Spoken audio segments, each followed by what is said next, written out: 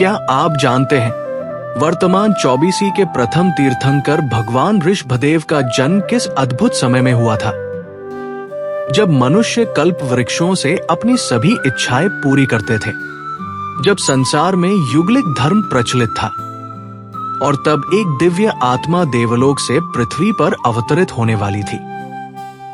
आइए जानते हैं भगवान ऋषभदेव के अंतिम जन्म की अद्भुत कथा।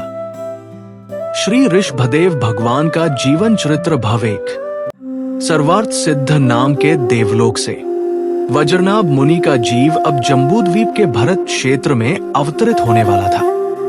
उस समय तीसरे आरा के 84 लाख पूर्व और 79 पखवाड़े शेष थे, अर्थात लगभग 3 वर्ष और 8.5 महीने।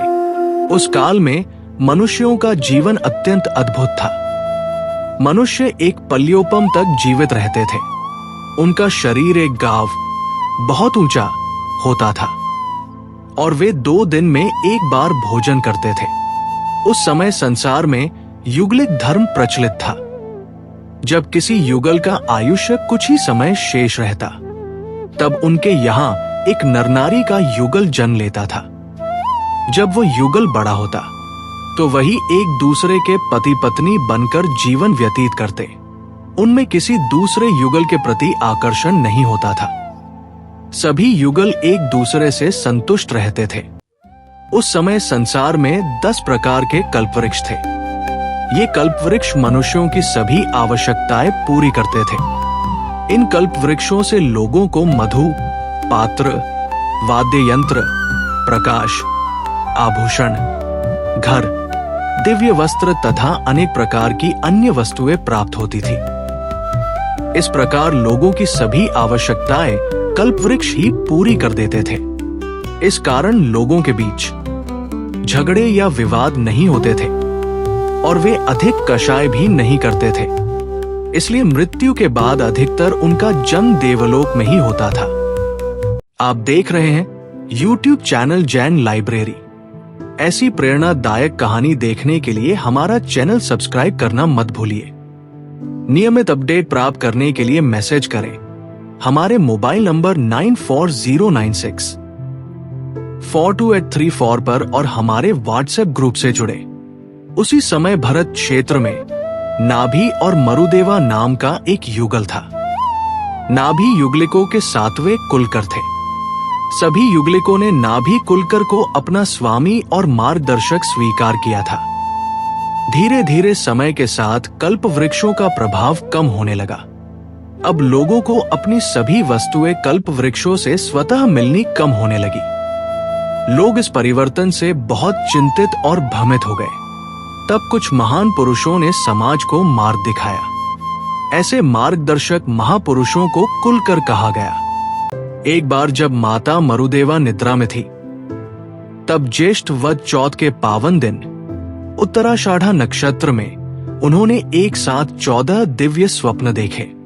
ये 14 स्वप्न थे: वृषभ हाथी, केशरी सिंह, लक्ष्मी देवी, पुष्पमाला, चंद्रमा, सूर्य, महाध्वज, कलश, पद्म सरोवर, क्षीर समुद्र, देव विमान, रत्न राशि और निर्धूम अग्नि।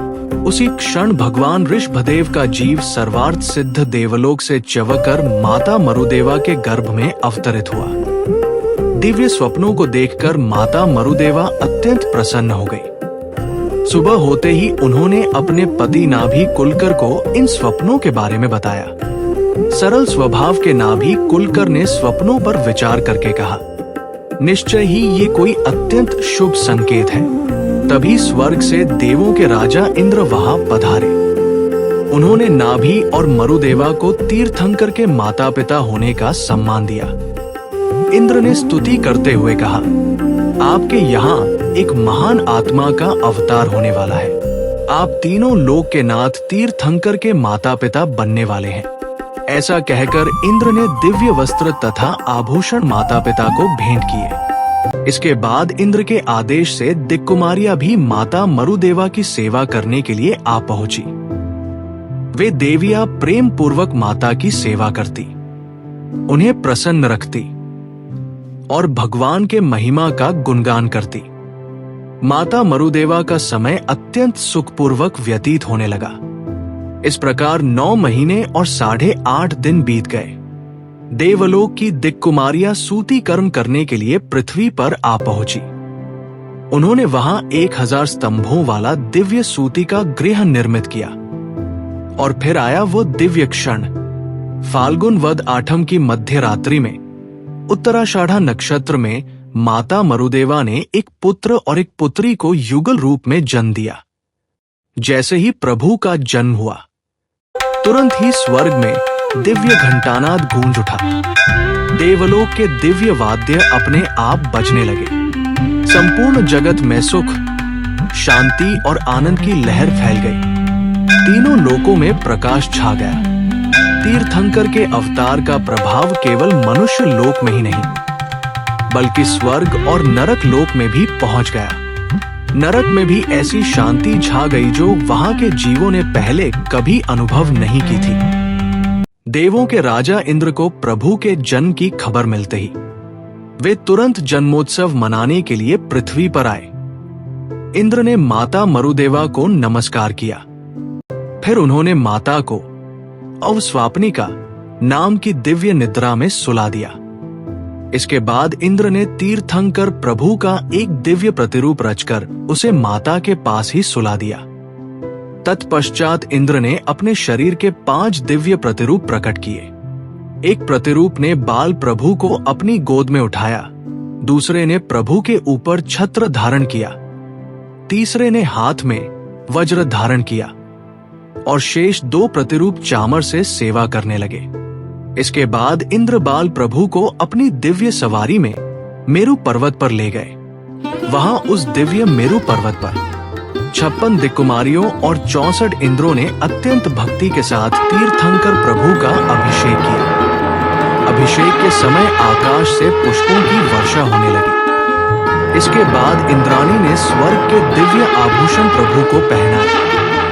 इंद्र ने आनंद पूर्वक तांडव नृत्य किया और फिर बाल तीर्थंकर की स्तुति की। इसके बाद इंद्र पृथ्वी पर आए।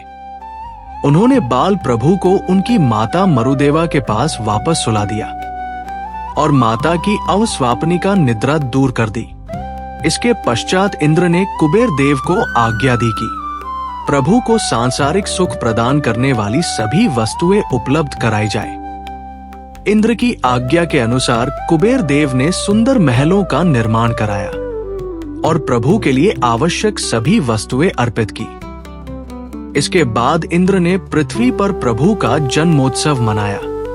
इतने सारे देवों को देखकर आसपास के सभी युगलिक भी वहां एकत्र हो गए। हालांकि वे इस प्रकार के उत्सव से परिचित नहीं थे, फिर भी सबने मिलकर आनंद पूर्वक जन्मोत्सव मनाया। ये अवसरपिनी काल का पहला जन्मोत्सव था और तभी से संसार में जन्मोत्सव मनाने की परंपरा प्रारंभ हुई। माता मरुदेवा ने जो 14 स्वप्न देखे थे, उनमें पहला स्वप्न ऋषभ का था और भगवान की दाहिनी जांघ पर भी ऋषभ का चिन्ह विद्यमान था। इसी कारण शुभ दिन पर बाल प्रभु का नाम ऋषभदेव रखा गया और जो कन्या उनके साथ युगल रूप में जन्मी थी, उसका नाम सुमंगला रखा गया। प्रभु के जन्म को लगभग 1 वर्ष पूर्ण होने वाला था। तब सौधर्मेंद्र पृथ्वी पर आए। उस समय संसार में वंश परंपरा का अस्तित्व नहीं था, क्योंकि उस काल में युगलिक धर्म प्रचलित था। लेकिन अब समय बदलने वाला था। धीरे धीरे पृथ्वी से युगलिक धर्म समाप्त होने वाला था। इसलिए इंद्र ने विचार किया कि अब पृथ्वी पर प्रथम वंश की स्थापना करनी चाहिए।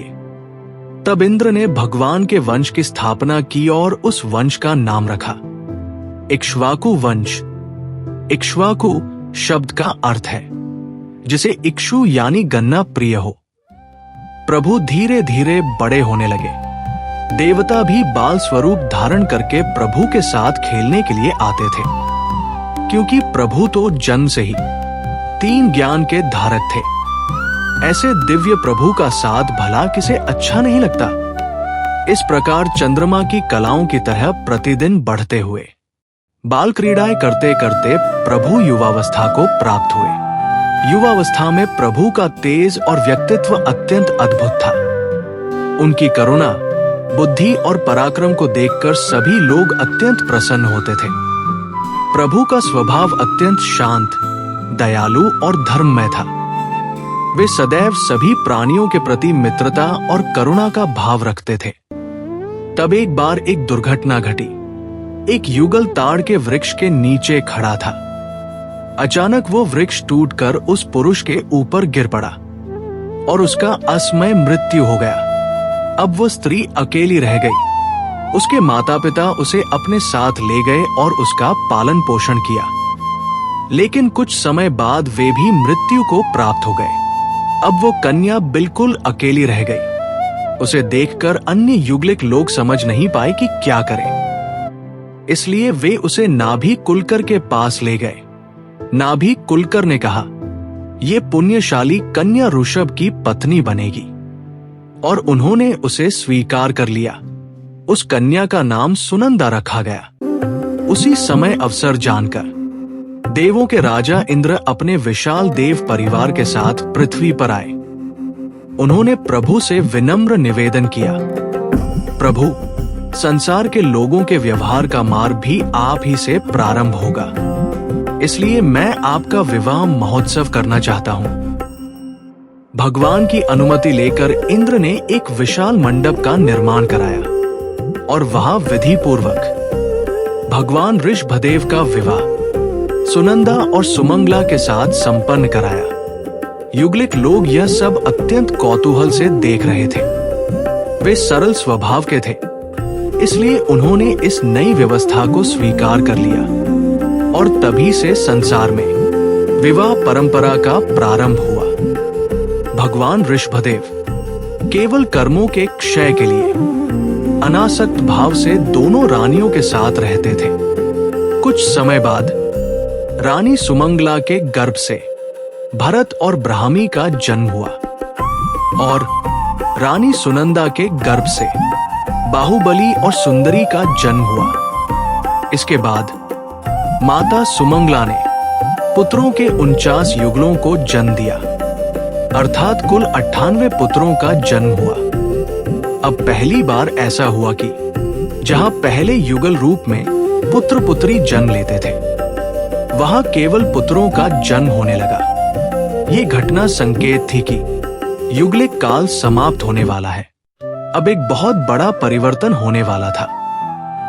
युगलिक काल अपने अंत की ओर बढ़ रहा था। कल्प वृक्ष भी अब लोगों को पहले की तरह वस्तुएं देना बंद कर चुके थे। लोगों के लिए जीवन निर्वाह करना कठिन हो गया था। ऐसे समय में भगवान ऋषभदेव केवल एक राजा नहीं, बल्कि पूरे मानव समाज के मार्गदर्शक बनकर प्रकट हुए। उन्होंने ही संसार को कृषि करना, व्यापार करना, शिक्षा प्राप्त करना और समाज व्यवस्था कैसे चलानी चाहिए, ये सब सिखाया और पूरे समाज को सही दिशा दिखाई। भगवान ऋषभदेव ने मानव समाज में ये नई व्यवस्था कैसे स्थापित की और कैसे कृषि, व्यापार और जीवन जीने की नई कला मानव को सिखाई, ये सब जानने के लिए देखिए हमारी इस कथा का अगला भाग। इस कथा का अगला भाग हमारी YouTube चैनल जैन लाइब्रेरी पर उपलब्ध है। वहां आप जैन धर्म की ऐसी अनेक अन्य प्रेरणादायक कहानियां भी जान सकते हैं। ऐसी ही कहानियां सुनने के लिए हमारा चैनल जैन लाइब्रेरी सब्सक्राइब करना मत भूलिए। अगर आपको ये दिव्य कथा पसंद आए तो इस वीडियो को अवश्य लाइक और शेयर करें, ताकि अधिक से अधिक लोगों तक ये पावन और प्रेरणादायक कथा पहुंच सके।